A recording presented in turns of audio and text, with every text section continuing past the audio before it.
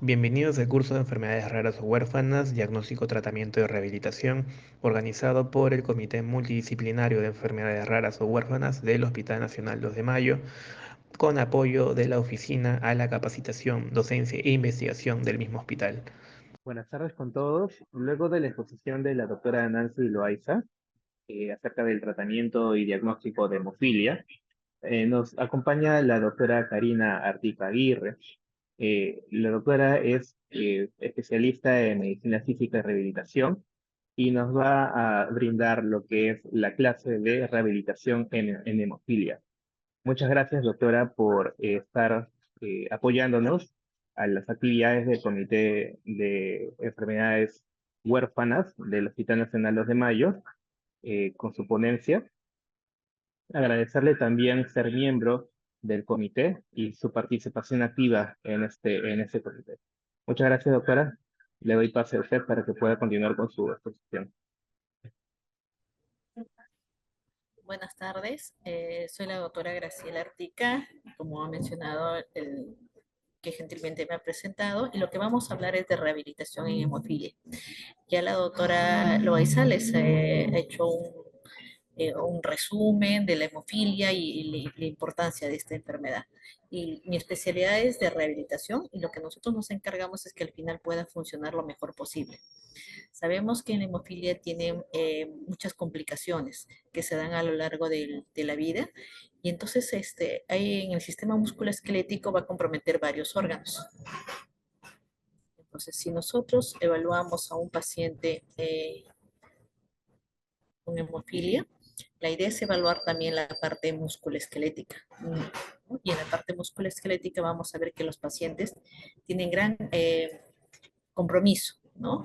Y uno de estos compromisos del sangrado es básicamente a nivel, el 90% es el sistema musculoesquelético.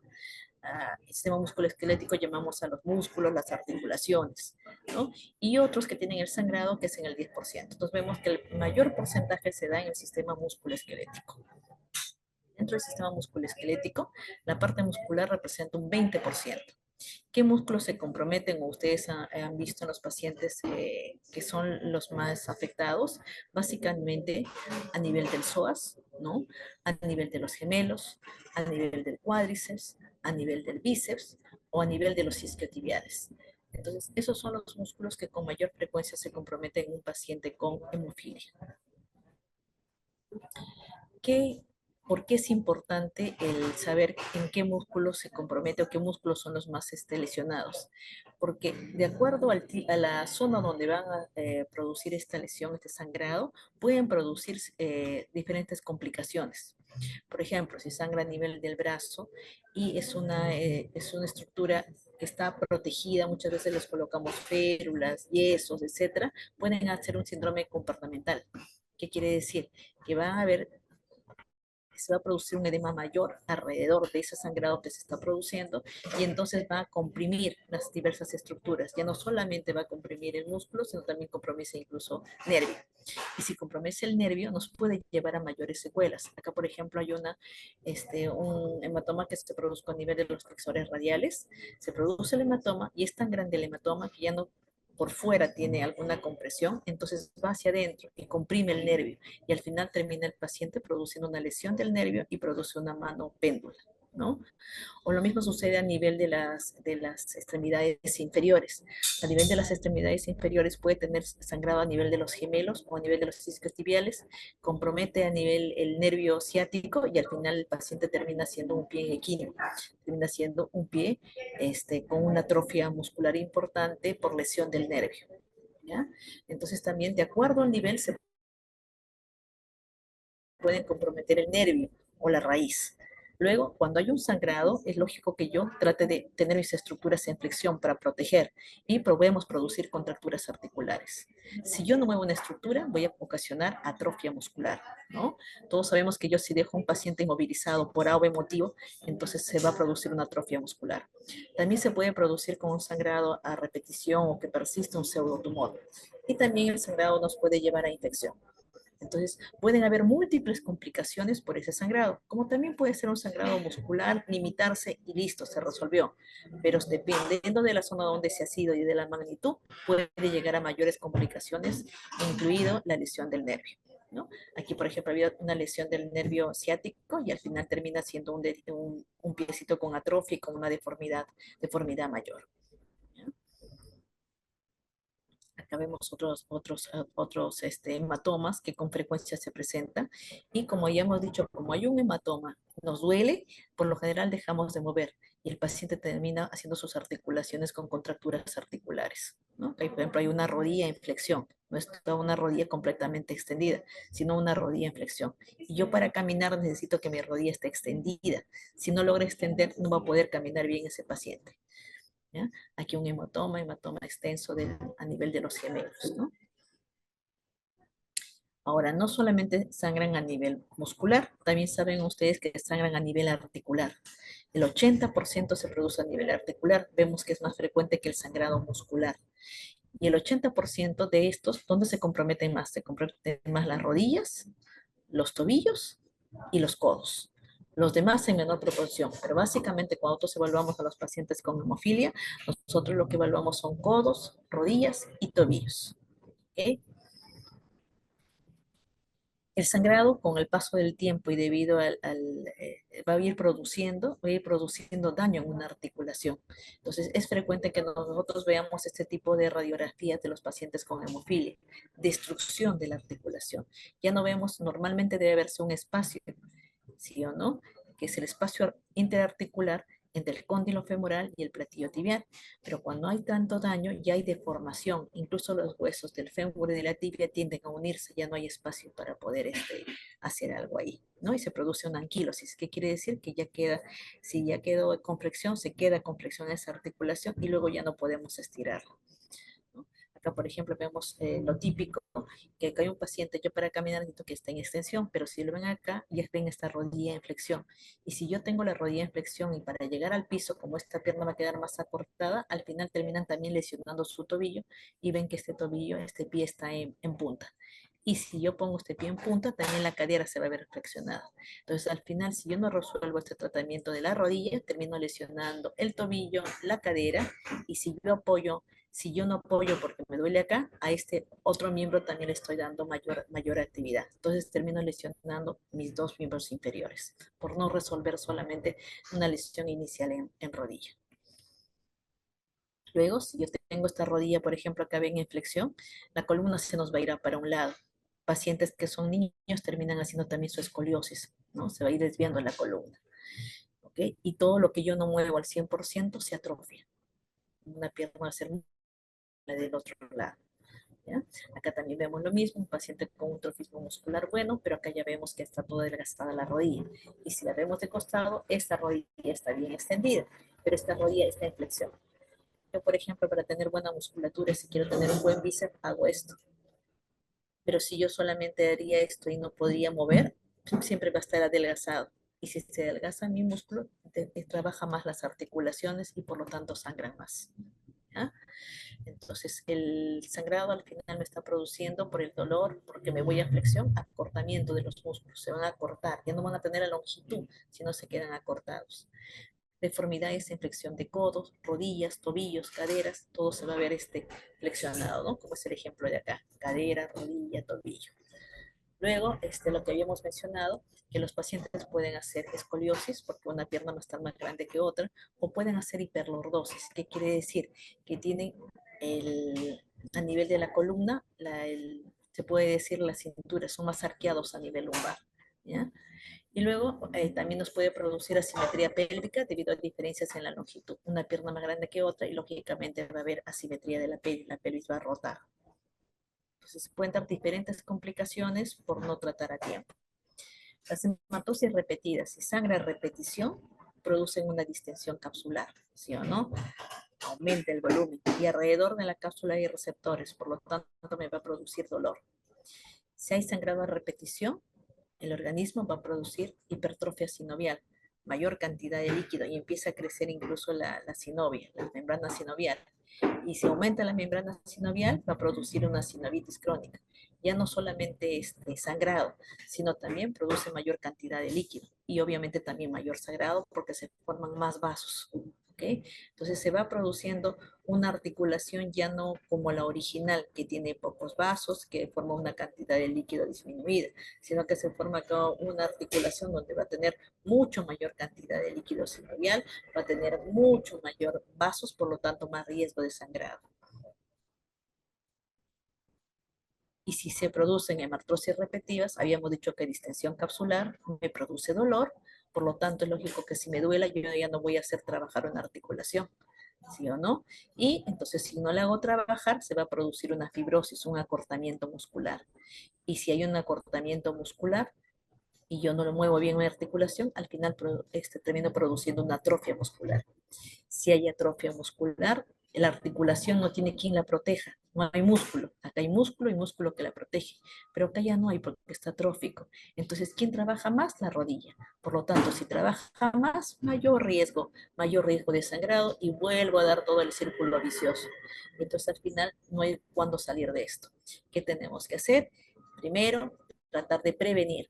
Pero si ya se produjo la lesión, ya ha habido uno que otro sangrado, tengo que evitar que siga sangrando. Y para eso no es la solución solamente dar el factor para que no sangre, porque ya hay musculatura atrófica, ¿sí o no? Ya hay acortamiento muscular. Entonces tengo que dedicarme a darle factor, pero también a hacer que esta musculatura incremente, a hacer que esta articulación esté lo más derecha posible, que funcione lo mejor posible. Entonces seguimos. No quiere pasar. Ahí está. Hemos pasado. Entonces estábamos aquí. Entonces las complicaciones que hay que tratar cuando nos viene un paciente para una rehabilitación, hay que tratar no solamente el sangrado, hay que tratar la atrofia muscular, contracturas articulares, el daño del cartílago, el daño neurológico si lo hubiera y pseudotumor también si lo hubiera, ¿no? Entonces no solamente vemos la rodilla, sino vemos que ver todo el paciente en general para ver cómo lo voy a rehabilitar de la mejor manera.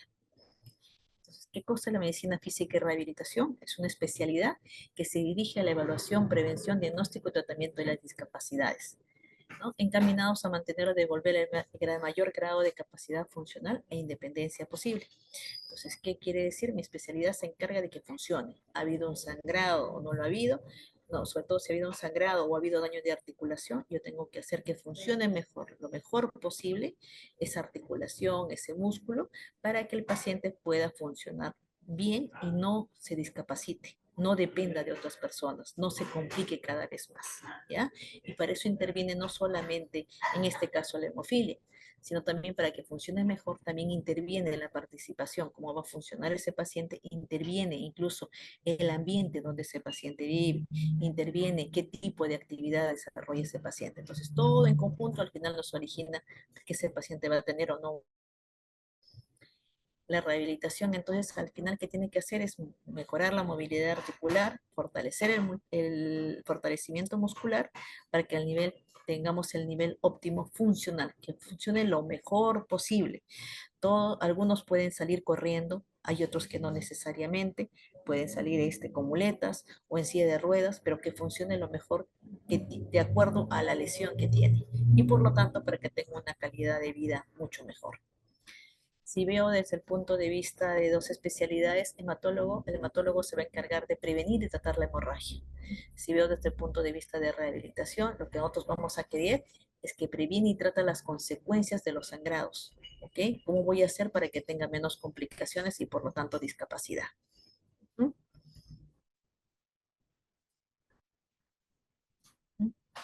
Entonces, se nos fue también otra vez, la prevención de deformidades articulares y preservación de la función muscular y articular, lo mismo que hemos venido diciendo. Entonces, si hay una fase aguda, ustedes ya saben lo del RAIS, reposo, hielo, compresión suave, ortéticos, uso de factor. Pero nosotros más participamos en la fase de recuperación, entonces ahí ya viene el programa de rehabilitación. ¿Qué hacemos primero en el programa de rehabilitación? Hacemos una evaluación. Acá hay un paciente que es conocido, también nos ha autorizado a presentar sus videos. Lo que primero evaluamos cuando vienen al consultorio, ya saben los pacientes, evaluamos la marcha, ¿no? Cómo este paciente está caminando, qué pie apoya más, qué pie apoya menos. Y de acuerdo a eso, vamos evaluando. Acá, no puedo ver el video. Pero acá lo que evaluamos es cómo camina el paciente y de acuerdo a eso vamos determinando a qué nivel está la lesión y dónde vamos a actuar. Luego evaluamos si hay edema. Por ejemplo, acá vemos una rodilla sin edema y acá otra que sí, porque no se ven los relieves óseos. Luego nos interesa la duración del edema, si duró poco, duró mucho para nuestro tratamiento. Evaluamos los rangos articulares, que tanto puede mover o no sus articulaciones, en este caso rodillas, codos y tobillos, ¿no? Medimos. ¿Y por qué nos interesa medir? Porque si yo tengo un rango, por ejemplo, puede flexionar solamente hasta 90, a la siguiente consulta que yo lo voy a hacer luego de las terapias y la rehabilitación, tengo que ver si continúa en 90 o está aumentando su flexión o más bien está lo contrario. Y si tengo que hacer que regrese a como estaba antes del último sangrado. ¿Ya? Por eso que nos interesa tomar el rango articular. Luego vemos si hay crépitos. Ustedes han escuchado en los pacientes con artrosis, suena su rodilla, pero estos pacientes son jóvenes, pero por el sangrado, por la hemofilia, se han dañado sus articulaciones y ya tienen artrosis. Entonces van a tener crépitos. ¿Ya? Luego también vemos su musculatura. Evaluamos cuánto tiene de musculatura. Muchas veces tocamos, otras veces lo medimos con 1 centímetro. ¿Cuál es la posición mejor para evaluar la musculatura? Es haciéndoles flexionar la rodilla. Acá, por ejemplo, cuádriceps bueno, y acá vemos uno con disminución de musculatura, hipotrófico, ¿no? Eso, medimos los rangos articulares, acá ven, nos ayudamos de un goniómetro donde se mide cuántos grados tiene y de acuerdo a eso vamos evaluando. Luego evaluamos si hay dolor, nos interesa si hay dolor en esas 3 articulaciones y nos interesa si tiene fuerza o no tiene fuerza el paciente. Eso todo es el examen físico. Entonces, cuando alguien quiere indicar un ejercicio para un paciente determinado, primero nosotros hacemos la evaluación. Y esa es la forma como la hacemos. Todo con números, cuánto y cómo, porque luego vamos a tener que ver la progresión. No solamente es que me digan mejoré, no mejoré, sino que tenemos que tener algo tangible. Y a nivel mundial tenemos la escala JHS, que es una escala donde están evaluando lo que nosotros estamos evaluando. El edema, los crépitos, el rango articular, si hay dolor, no hay dolor, y de acuerdo a esa escala mundial, que lo utilizamos con todos los pacientes con hemofilia, nos dan parámetros para poder seguirlos. ¿Ya? Luego evaluamos las radiografías, entonces muchas veces les van a pedir radiografía para ver cómo está la articulación. Si nosotros vemos, por ejemplo, que hay una radiografía de rodilla, la que habíamos visto del paciente, si nosotros vemos que ya no hay espacio y está unido, ya no vamos a querer forzar ese rango, porque ya no va a dar esa rodilla. Pero si en cambio yo le tomo una placa y veo que todavía hay algo de espacio, todavía tengo una chance de poder mejorar su flexión y extensión de esa articulación. Por eso es importante para que nosotros tomemos las radiografías. Luego las radiografías también nos sirven para ver si yo puedo hacer algún procedimiento para ver que funcione mejor la rodilla. Muchas veces inyectamos ácido hialurónico si hay una artrosis, ¿no? Entonces, para eso es importante las radiografías. Acá hay una radiografía de rodillas, acá tenemos una radiografía de codo, ¿no? Y acá, por ejemplo, este codo ya no se notan las estructuras normales que debe verse en la parte distal del húmero, tampoco el cúbito ni el radio. Y acá una radiografía de una columna, una escoliosis, ¿no? Un paciente con una pierna más grande que la otra, entonces obviamente también se va a desviar su columna. Luego otro examen que tomamos ahora último es la ecografía. En la ecografía nos permite ver cosas más finas, iniciales, como para prevenir a que llegue a ser una rodilla con gran daño. Entonces igual se toma la ecografía en las 3 articulaciones, en el codo, en la rodilla y en el tobillo. Y de acuerdo a eso podemos ver incluso algo muy inicial para prevenir y que no llegue a estadios mayores, ¿no? Por ejemplo, en una radiografía yo voy a ver cuando ya hay un estadio mayor, pero una ecografía me sirve para ver estadios menores. Lo bueno es que ahora incluso estamos viendo muy pequeños, están viniendo a consulta, ya no vienen tan complicados y con mucha edad. Entonces, ¿en qué consiste? Si no ha habido ninguna lesión con el paciente, entonces hacemos prevención primaria. Ahí, por ejemplo, hay que prevenir que el sangrado les lleve a complicación. Entonces, les indicamos qué tipo de calzado debe utilizar, qué tipo de ejercicio deben hacer desde niños, ¿no? Si ya tienen una lesión, obviamente ya tengo que hacer que no se compliquen más. Entonces, eso ya es una prevención secundaria, ¿no? Por ejemplo, los que ya tienen artropatía hemofílica. En la prevención, sería ideal que si tuvieran tratamiento profiláctico, eso va a depender. Hematología evalúa, los médicos hematólogos, y de acuerdo a eso le dan su tratamiento profiláctico. Lo que sí nosotros debemos hacer y los pacientes deben saber, que todo paciente con hemofilia debe tener bajo peso, ¿ya? No tener sobrepeso, no ser obeso. ¿Por qué? Porque si sus articulaciones se están dañando o ya se han dañado y tienen mucho peso, ya no soportan. Y entonces es más difícil controlar el dolor. Luego controlamos que haya alineación de ejes, que no estén ni para un costado, una escoliosis, ni estén psicóticos, todos doblados, nada. Hay que evaluarle su columna, evaluamos sus piernas, que todo esté bien alineadito para que haya menos riesgo. Con frecuencia indicamos calzados. Sabemos que su tobillo se altera, tienen artropatía hemofílica, hay dolor, o si no lo tuvieran para prevenir, es recomendable en los pacientes hemofilia utilizar zapatillas, por ejemplo, pueden ser botines, pero algo que coja, que estabilice su tobillo. Luego, es importante hacer ejercicio, actividad física. ¿Por qué? Habíamos dicho que si no hay musculatura, la articulación tiene que trabajar más y por lo tanto sangra más. Pero si yo tengo buena musculatura, voy a proteger mi rodilla. Lógicamente tampoco no es cualquier tipo de ejercicio. Hay que hacer ejercicio poco a poco y lento. Pero sí tienen que saber que sí los pacientes con hemofilia pueden hacer ejercicio y deben hacer ejercicio para su musculatura. Pero debe ser un ejercicio con ciertas pautas. Ya hemos mostrado qué es lo que nosotros evaluamos y cómo los evaluamos para indicarle qué tipo de ejercicio va a ser. ¿Ya? Actividad física. Con respecto a actividad física, lo que más se recomienda es deportes que no sean de contacto, ¿no? El más extendido es la natación. Luego, higiene postural se refiere a que debemos enseñarles desde niños a estar lo más derechos posibles, a no cargar, por ejemplo, una mochila más pesada de un brazo más que el otro. Entonces, todo lo que nos sirve para que nuestra postura sea la mejor, ¿ya? Ahora, en lo que es lo que son consejos aparte del calzado, también indicamos algunas coderas y rodilleras, sobre todo cuando son muy pequeños. Cuando son muy pequeños, ellos no tienen noción de la hemofilia, del sangrado. Entonces, es bueno que vayan protegidos sus codos y vayan protegidos sus rodillas. Ven que no es cualquier tipo de rodilleras. Si yo le pongo una rodillera con esos que patinan, que son duros, les produce hematomas. Tiene que ser una rodillera que proteja, pero que a la vez tenga cierta elasticidad y que no sea dura, ¿ya? En el servicio de rehabilitación del hospital, la terapista ocupacional les confecciona sus rodilleras y sus coderas. El tratamiento, entonces, al final, si se dan cuenta, no solamente es factor, sino que también va implicado lo que es rehabilitación, y si rehabilitación no pudiéramos solucionar o es un daño mucho mayor, ya requiere de cirugía. Entonces ahí interviene el médico traumatólogo. Y dentro del equipo de rehabilitación trabajamos con el terapista físico, que conoce el manejo de hemofilias, y también trabajamos con el terapista ocupacional, que es el que al final le va a confeccionar sus ortéticos.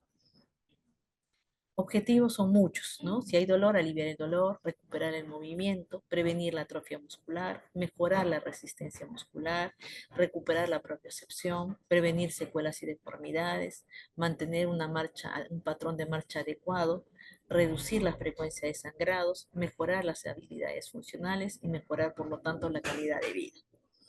¿Ya? ¿Qué es lo que hacemos en rehabilitación? Lo que más conocen todos es la fisioterapia, el ejercicio físico, que es lo que ayuda. Pero también están viendo que interviene el terapista ocupacional para confeccionar esos férulas, sus aditamentos. También nos ayudamos muchas veces de infiltraciones de diferentes tipos. Si, por ejemplo, es una sinovitis crónica, o sea, se inflama a repetición, no sangrado, pero se inflama a repetición, entonces ahí utilizamos la oxitetraciclina, que se conoce como una sinoviortesis química. ¿Ya? Y también en pacientes que ya tienen artrosis, muchas veces utilizamos el ácido hialurónico, ¿ok? Que es como si fuera un gel que se pone en la articulación para que no choquen las articulaciones. Entonces, a todos les puedo poner oxitetraciclina, a todos les puedo poner ácido hialurónico. No, muchos de ellos no necesitan, algunos sí necesitan, ¿ok? Entonces, por eso es la evaluación, y de acuerdo a eso se ve que se va a hacer solamente terapia física, o solamente si es para prevención, ayuda ortopédica y pautas, o si ya se necesita algún tipo de infiltración. ¿Ya? Luego, otra cosa que también utilizamos con frecuencia son los ortéticos. Muchas veces cuando tienen sangrado reciente hay que ponerles muletas, andadores, etcétera, ¿no? Otras veces utilizamos ortéticos para tratar de estirar la rodilla, para esa que está flexionada, ¿ya? Otras ayudas técnicas, ejercicio que es importantísimo, y no artrocentesis, que es sacar el líquido de la articulación. Y obviamente también nos ayudamos muchas veces de medicación, ¿no? Si hay dolor, saben ustedes que más utilizamos el paracetamol, o utilizamos el tramador, ¿no? De acuerdo a la gravedad o la intensidad, mejor dicho, de dolor. Entonces, ¿por qué son importantes? La pieza fundamental de todo lo que es rehabilitación son los ejercicios. En los ejercicios nos sirven porque favorece la absorción del hematoma, porque nos permite recuperar la longitud del músculo, previene la hipotrofia muscular, mejora el rango de movimiento articular, favorece los músculos. El ejercicio nos ayuda para muchas cosas, es la pieza fundamental. Pero hay diferentes tipos de ejercicio, porque no podemos hacer todos los tipos de ejercicio con pacientes con hemofilia. Por lo general, cuando recién tienen su sangrado, empezamos con ejercicios isométricos. ¿Qué son ejercicios isométricos? Acá es de menos a más. Ejercicios isométricos son ejercicios donde yo no voy a mover mi articulación. Por ejemplo, acá les ponemos una toallita o les decimos que empuje su rodilla hacia abajo. Entonces, cuando hacen eso, están haciendo trabajar su cuádriceps y sus gemelos, pero sin mover la articulación. Entonces, no estamos haciendo que sale más la articulación, pero sí estamos haciendo ejercicio a los músculos para que evitemos la atrofia. ¿Ya? Eso es cuando es un sangrado reciente. Pero si ya tenemos ese paciente que ya no sangra, está estable, etcétera, ya podemos hacer ejercicios activos, que quiere decir que él mismo puede mover. No como acá que no mueve, sino ya empiezan a mover. Primero solamente libre, pero luego ya le podemos poner mayor fuerza, le podemos poner resistencia. Por ejemplo, acá hay un ejercicio que se está haciendo con una liga y están poniendo resistencia para fortalecer su cuádriceps.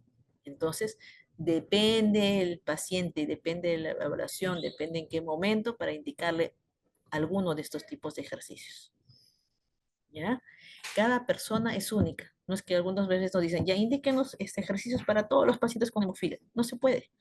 Podrían ser unos de base, pero para cada paciente, así como indicamos, usted le va a tomar en la consulta esta pastilla, tanto, igualito es el ejercicio. Usted puede hacer este ejercicio, este sí, este no, y con qué frecuencia y con qué tiempo. ¿Ok? Entonces, cada persona necesita una evaluación y de acuerdo a eso indicarle. Ahora, ¿solo tiene que hacerse con factor? No, va a depender. Hay pacientes que tienen hemofilia leve, hay pacientes que tienen moderada, severa, ¿ok? Ahora, antiguamente no teníamos factor, pero igual les hacíamos ejercicios con cuidado. Entonces, ¿sí se puede hacer con factor? Sin factor, sí se puede hacer también sin factor. Pero lógicamente, si yo tengo factor y es una hemofilia severa, muchas veces vamos a pedir y vamos a coordinar con los doctores hematólogos que primero les den la cantidad y los mismos pacientes se colocan antes de ir a terapia, ¿ya? Y hay otros que son cosas leves que sí pueden ser sin factor, ¿ya? Luego, no subestime los ejercicios isométricos, los que hemos visto al inicio que solamente contrae sin mover la articulación, son ideales al inicio, ¿ya? Ahora, los ejercicios tienen que ser hechos sin dolor. Con dolor no se gana nada.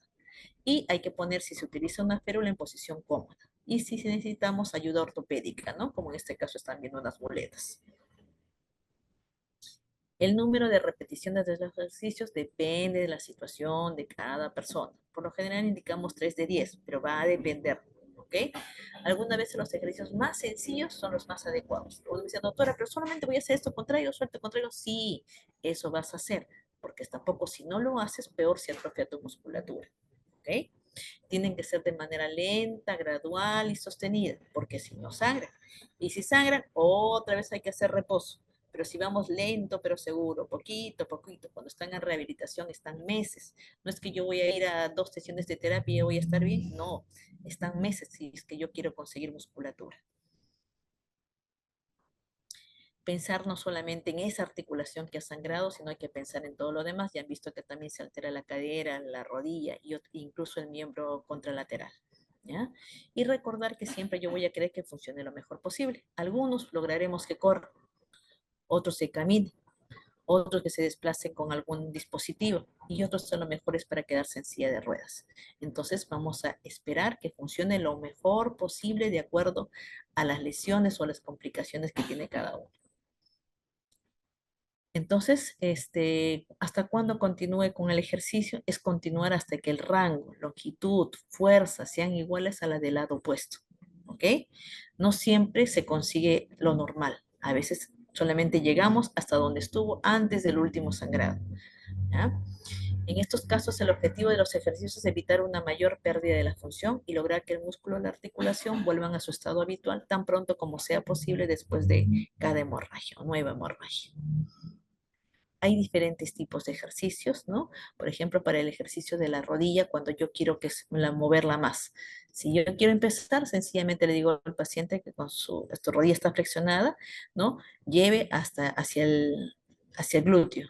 y luego otra vez la estire, otra vez la lleve para tratar de flexionar. Si veo que ya puede hacer eso el paciente, ya no está sobre la camilla, sino ya dejo que con apoyo de la otra pierna caiga la piernita lo que da. El otro como que le va sosteniendo hasta donde dé la flexión. Y si ya puede hacer eso, ya por ejemplo otro ejercicio lo pongo boca abajo para que trate de doblar o incluso con la otra pierna empuje para que doble más.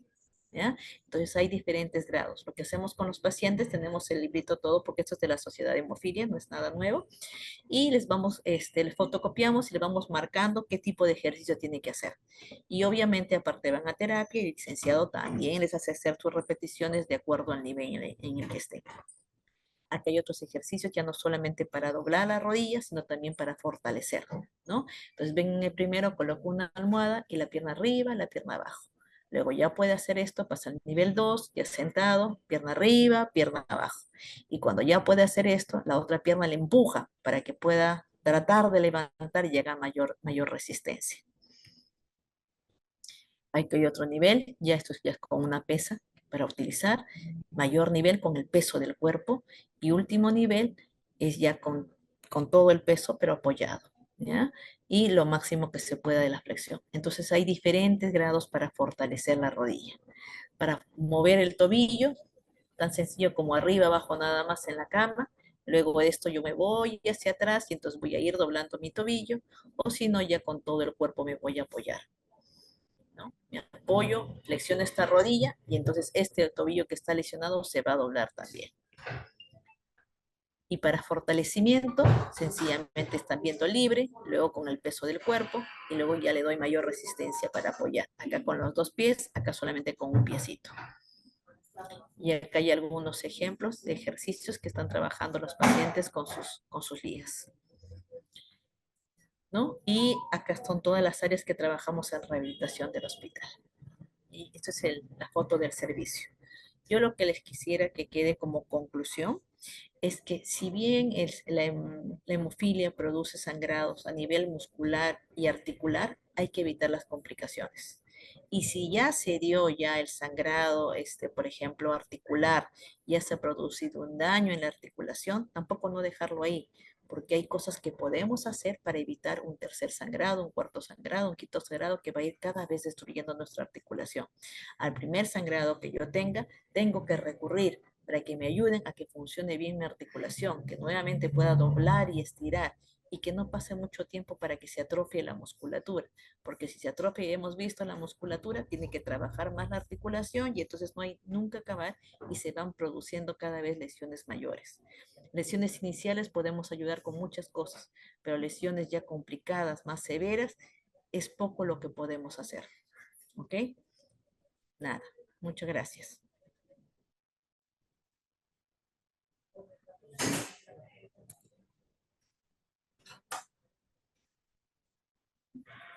Gracias.